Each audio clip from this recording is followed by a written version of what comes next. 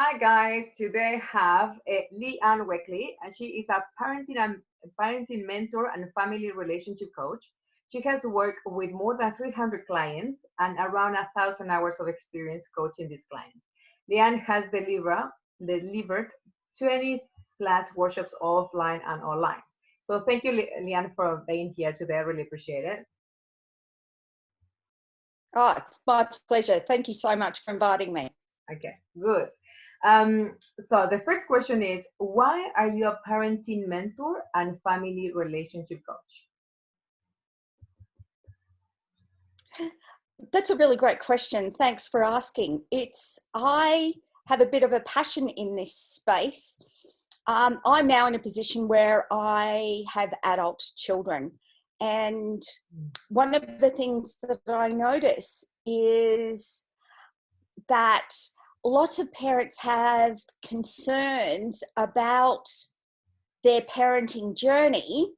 And a lot of it comes from being in this life where we're away from our families. Once upon a time, like 100 years ago, chances are you lived within walking distance of your parents even after you're married. And this day and age, we're often geographically remote. And so we don't always have access to our parents. And then it might possibly be that some of us have less than ideal relationships with our parents, or we're trying to do parenting differently. And I know that's part of my journey. Is I'm a retired military partner. When I had little kids, I didn't have family around.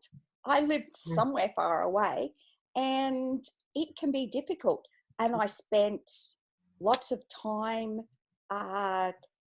sole parenting, and that's why I see the value. And over more recent years, training to become a life coach has been the journey of discovering just the effect of the relationship I had with my parents on how I am. And there's a book called Raising a Secure Child, and it was only written in 2017, and it's based on the research around why we parent the way we do, and it looks at what they term shark music, which is that subconscious soundtrack of our mind. When you watch a movie and you get affected by your emotions get affected by the music of the soundtrack. Well, that's what the researchers meant by shark music. We react and we respond differently when that soundtrack is playing in our head. And it often happens between us and our children. It happens in lots of other places in our life. But my passion is to support parents with the way that they respond to their children, so that their children don't need the emotional support or the emotional recovery support that many of us who are now adults need. So it's kind of doing some front-loading support. Is that clear enough? Yes, it is kind of what you're... I am agree with what you're saying, because I have seen others, like I see their child, and it's like they are dealing with their children inside of themselves, where when they have their own children to help them, like to raise them. So it's a little bit challenging when they don't know what you know, and we as coaches we know. So what are the consequences of having a conflict in a family? Well, if you think about it, when we've got conflict, we end up with everybody in emotional survival mode. And what happens when everybody's in emotional survival mode, we actually stop listening to each other. We stop hearing each other's needs. And so our relationships can tend to break down. And that's where some of the biggest challenges happen, is that there's this saying that everything only has the meaning that we give it. But what happens is we're in emotional reactive mode, is that we're not actually processing it through our thinking brain. We're reprocessing it from the way our body feels. And when we're working as parents with our children, they're already very instinctually driven, and they don't actually have the ability to think through anything anyway. And then they're reacting from misplaced meanings and misunderstandings. And so part of the consequence is that without conscious intention, we end up breaking the relationship with our child, which I know is not the intention of most parents. They just want their kid to comply, and their kids doing the best that they can according to their abilities at the time. And so it's that breakdown in relationship is probably the biggest consequence of conflict in families. Yeah, because I'm agree with what you're saying, because sometimes what we do when we have an issue with our family members, like we shut down the person straight away.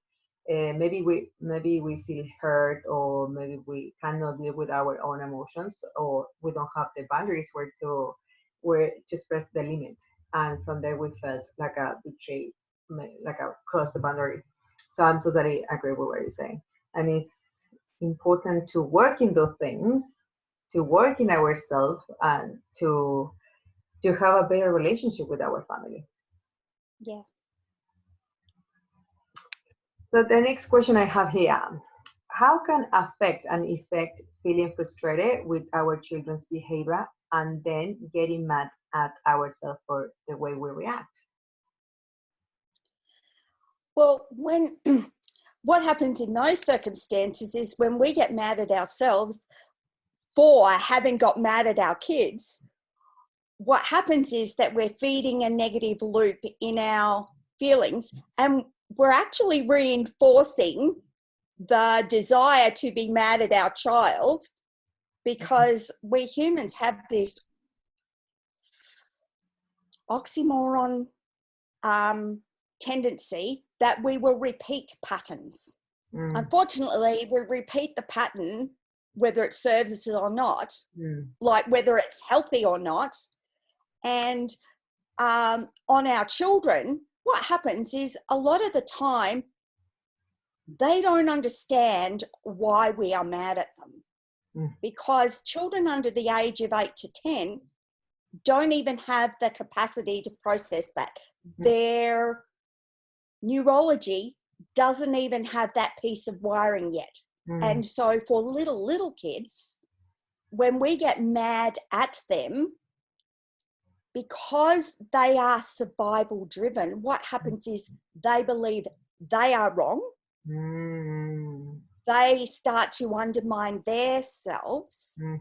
The negative voice that we have in our head, if we think about it, that's when it was created, when we didn't understand what was happening about us, where we had no ability to logic through those experiences, because we just didn't have those skills. For a child under the age of 6, their world is literal. Their world is exactly as it is. And if you think about it, when you get mad at your child, you know that you're trying to help them. You know, it may not be the most ecological way, ecological being, good for you, good for them, and good for the greater good. But they don't understand that you're actually trying to help them, and that you're just a little overwhelmed in the moment. They just wonder, what's wrong with me? How can I make sure that this is okay? And for little kids, one of the bizarrest things that happens is that in those moments where they don't understand, all they know is that you come closer, because they don't differentiate between good attention and bad attention. So when we react and come closer, we can actually give them a meaning, or they can create a meaning that actually, when they're afraid, if they melt down, we come closer, winner for them. Totally the opposite of what we're trying to create. So we actually create a negative feedback loop that we didn't even intend to happen. And so that's part of the frustration of the way that we behave and react, is that with little kids, we can have exactly the opposite effect of what we intend when we are responding in automatic ways, where we feel threatened by their behavior, so we react to what we perceive as that threat, totally subconscious, and then they get an outcome that is actually meeting their subconscious need in a way that's totally unresourceful. But they don't know that, and we, without conscious intention, create that feedback loop. And it's why we kind of have to hit the pause button to actually change that. And this is in the book Raising a Secure Child. It's one of the things that that book goes through, is that recognition and how to change that. And it's what I work when I'm working with parents and families, is supporting them to actually realize that opportunity, resolve the trigger. Why am I being triggered by that behavior? Because in the end, it's us in our safety mechanism, except that it's an automatic response. And as grown-ups, we can have more control over our emotional ability that a child doesn't have. This is So so have good. you got any questions about that yourself? Yeah. Let me say something. So yeah, that is so good to know, because as well, from the child get the meaning about we getting closer to them, maybe they have to become like a new person, know themselves, know their true self, and from there they can born their role, like a people pleasing, like the good girl and the good boy, masculine, and all. Yeah, that's the effect that we have on them, even though chances are that's not what we want for our child. Because for the vast majority of us parents, we actually want them to have a better outcome than us. Yeah, The problem is that without conscious and intentional action, we will always default to nature's what we know, because nature will always take the path of least resistance. And so it's accepting that sometimes this is difficult. It is difficult to create change when you don't go about it with any kind of planning, with any kind of approach, is that nature will always take us down the path. It's why things such as family systems psychology and the tribal cycle concept exists, is because even if we think that we're doing differently without conscious intention, we tend to just do the opposite. We're still following the family system. We will still create pretty much a different version of someone else in our family. We still do it when we're doing it without conscious intention. I know that that's my experience, because I wanted to be totally different to my mum. I didn't want to be like that. And so I was doing lots of opposite things. Interestingly, I wasn't actually solving the problem that needed to be solved. And so I got some of similar results, because in the end, a lot of the problem was my mum was a minefield and so was I. And it's just interesting going on that, because I was kind of an explosive mum. So my kids live with a lot of uncertainty, and it's because they're all adults now and going through this journey of correction. And it's really interesting now to get feedback, because my kids will tell me things that 5 years ago they wouldn't have bothered to, because they didn't know which version of mum would turn up. And because they're between 25 and 38, they're now adults and they're able to say, wow, mum, you've changed so much. And they're able to connect more easily to me. And that's part of my driver, is to help current generation or parents of young children, is to actually short circuit that and be able to sustain. My kids still have always loved me. They haven't always trusted me as somebody that they can rely on. And there's that difference, that if we are command and control type parents, chances are that our kids will stay near us. They won't trust us. Or if they trust us, they won't like us. And so it's figuring out how to take that journey. And for some of it, it's one of the big ahas for me is realizing when your child is born, you are not raising a child, you are raising an adult. And that adult is currently a really tiny percentage into their growth and development journey.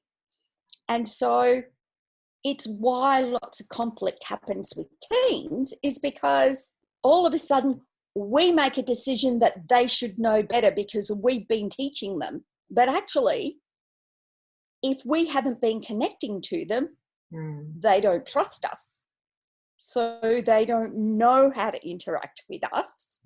And us making a decision that they should know doesn't actually make that the truth. Because I don't know about you, but how many people do you trust who suddenly turn up in a different way? No. And you think, okay, what do they want? Yeah, when the trust is lost, it's lost. Because from there to build the connection again, it's a process. Yes. That's right. Yeah. And it doesn't just turn up. Because in there we have to go through the role the child has developed. So it could be in a period of years, like 2 years, depending what was the disaster from ourselves to the kids. And then it's we have a period of years as well to fix it. It will call somehow. I don't know what is the proper word in there, but it's to work in ourselves as well towards with our kids. Yeah, and it's noting that our children will always have roles. Not always. It's how Oh, they do, because there's things like birth order psychology. So a child will respond to the world according to where they are in their birth order. And even if it's just that one, healthy child raising is about supporting them to know how to manage their roles rather than making decisions from that role. And that's where the difference is, because we didn't learn how to not be our role to make decisions. Whereas for little kids, it was one of the things when I first started training to become a life coach, and I had a process that I got gifted, which is timeline therapy or deep state repatterning. And one of the decisions that I'd been driving my life for 50 years at the time was that for me to be okay, I had to make sure everybody else was doing the right thing. It was an appropriate decision at that point in time. However, it was not a sustainable belief to enable me to have healthy relationships. Mm. And it was because I didn't know how to process it. And it's why the parent-child communication at that emotional level, and I don't mean like when they're crying and that kind of emotion, actually talking into when they have feelings, to validate those feelings, because they're theirs. It doesn't matter what we think about them. They are theirs in that moment, Exactly. which is how we also get to be able to influence them. Because then when we smooth over or tell them not to cry or give them one of those instant feedbacks, that's actually about making ourselves feel more comfortable, not actually supporting them to feel more comfortable. Mm. And the validate is what keeps the door open so that we can keep talking to them, because then we can validate, we empathize with, yeah, that was a really tough situation or whatever is relevant. Mm. And then we get really curious about their thinking, because it's the thinking and supporting them with the thinking that helps with empowering them to not be creating the subconscious soundtrack that lots of us have, because we were literal. And so I describe it as we get to be their external hard drive to provide them mind processing capabilities that they don't yet have. Does that make sense? If I said that in a way that makes sense to you? Yeah, it does. Because I realized that I like geek out on this stuff. I just absolutely love it, because I see the power of understanding it. Yeah, I noticed. Yeah, when I was talking about the child trust, and as well our trust in adults, like I trust other adults, and so it's so interesting, this topic. Can you give a couple of examples of some families has come to you for help? Because there's a diversity, but that's usually with a child who is just, I'm not going to say atypical, because some of them may be neurodiverse, but a lot of times it's just that there's a gap in communication. So the child has, let us say, oppositional type behaviors or chronically defiant, and parents are overwhelmed and they just don't know what to do, and they feel like they've done everything and they've read the books and they've tried it, and they've, you know, in my online communities is they've asked a question, I've given them, and I've done everything and it's still not working. And then we talk about it.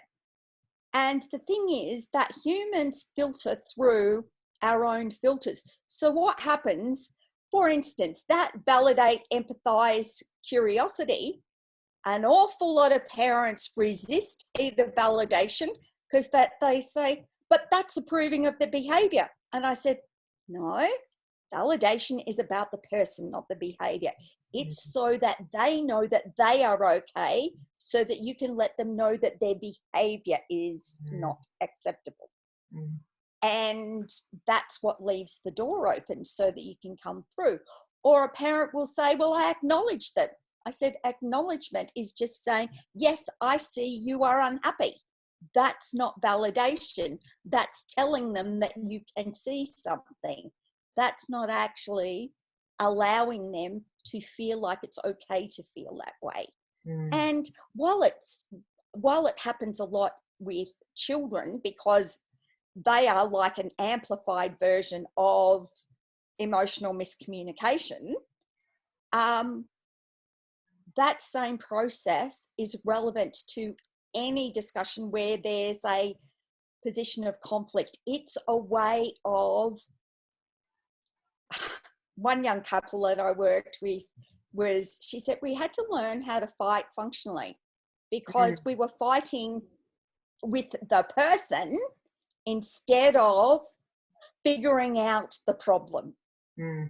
And when we can figure out the problem, instead of being mad at the person, because when we're mad at the person, we're not solving their problem, we're trying to solve ours. And in parenting world, the only way we can have our problem solved is to solve theirs first. It just is. Whether you like it or not, you have to solve their problem first, because they don't have the emotional regulation or maturity to do any of those things. They just don't. It's, if you've got a 2-year-old, they only have 10% of the skills that they need to be able to sustainably make great decisions. And that's a mind blower for many adults, because they just don't think about the fact that it's like the new person at work. They don't know what they don't know, and punishing them for what they don't know yet because they don't know how to do it or they can't do it is like a little bit mean, really. But none of us parents would ever think about that. Yet essentially, that's the challenge, is that when we focus on solving our problem, we miss the opportunity that's available to us to connect with the other person, support them to understand, so that they can become on our side. And that's how you get your 2-year-old to stop running away, is make it so that they're not afraid to be coming to you. And actually coming to you is for good, not because they're in trouble. And that is an interesting journey to take. And for lots of us, I know for me, it helped me to become a better person all around in learning how to be a better parent. And actually think about that, because I might possibly perhaps be inclined to maybe be a little self-absorbed from time to time, especially in old world me. And so, lots of this was the beginning of my journey to the better version of me.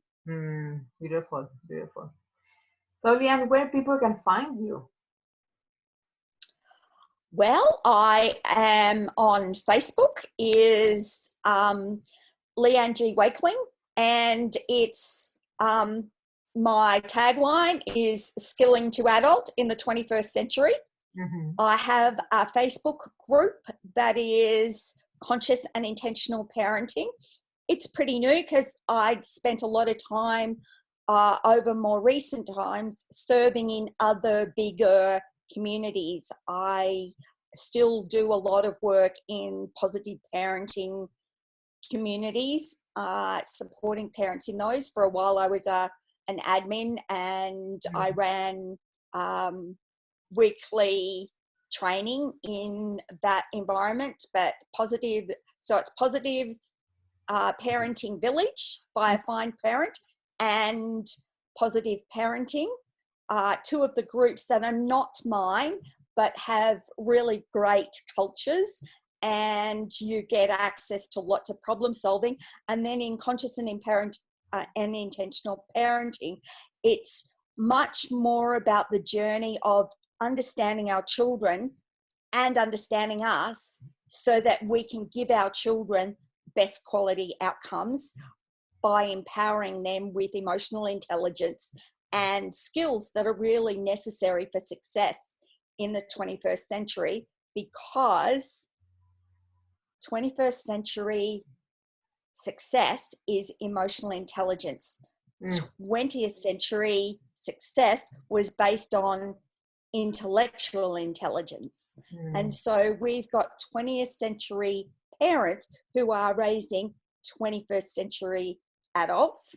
And so there's that gap that we need to fill. And that's why we're in this stage of transition. And it's not that we are doing things wrong. It's that there can be opportunities to do better, because what we know is changing, and how the future of work is changing. And I've done lots of work in because one of the other parts of things that I do is help mums who want to work from home so that they can be a mum, and looking at the future of work. And entrepreneurship is the future of work, because workforce 2050 is going to look more like workforce 1750 than 1950, because it's going to be a lot more about bigger organizations won't employ lots of people. They will bring in teams to do a task, like farmers used to bring in the shearers or the sheathers or whatever. Yeah, we're right now because being in quarantine, so we have to be at home, and I think if people is still working from home as a team with the internet. So that's really good. Yeah. So thank you so much for today, Leanne. I really appreciate it. And yep. And my website is the same. It's Leanne G. Wakeling, and it's .com.au. And I'm having some tech issues with it, but it's there. It's fine. It's fine. Most of the time. And don't reject me if it's not there. We're just having technical issues, but it's up at the moment. So thank you so much, Gisell. This has been a wonderful opportunity. I'm so grateful. And I'm looking forward to journeying further with the people. And I'm loving the way that you're reaching out into the community to serve people in all sorts of different ways and connect them to opportunities to get the support that they might need right now. So thanks again. Thank you. So thank you guys for watching today's video. I really appreciate it. And if you have any questions, please write it in the comments below. If you want to get in contact with Leanne, in the description in the box, I'm going to put all of the details. So thank you so much and have a great time.